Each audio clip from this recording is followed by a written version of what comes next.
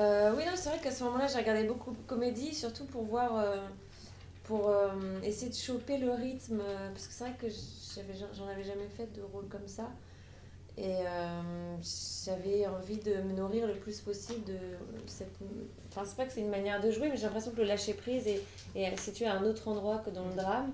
Et j'ai pas l'impression que c'était vraiment beaucoup plus dur, et je trouve ça beaucoup plus dur. Les ruptures, le rythme, le...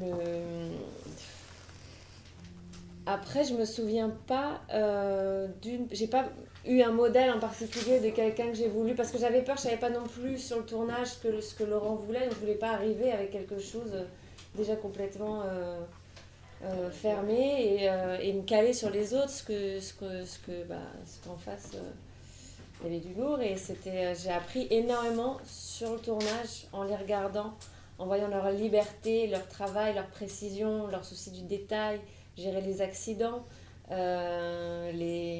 l'improvisation, tout ça. Et donc ça a été vraiment ça a été épuisant comme Mélanie le dit, mais c'est génial, c'est génial. Mais tout le monde, je pense que tout le monde d'ailleurs a appris, enfin, Ouais. effectivement, les personnages féminins, en tout cas, c'est ce que vous avez fait. Vous arriviez un peu dans la comédie et elles ont fait, à mon avis, ce qu'il fallait faire et ce qu'il faut faire absolument, c'est jouer la situation, mais pas jouer la comédie. Pas vouloir faire rire. Il n'y a rien de plus gênant si quelqu'un essaie de te faire rire, que ce soit dans la vie ou au cinéma.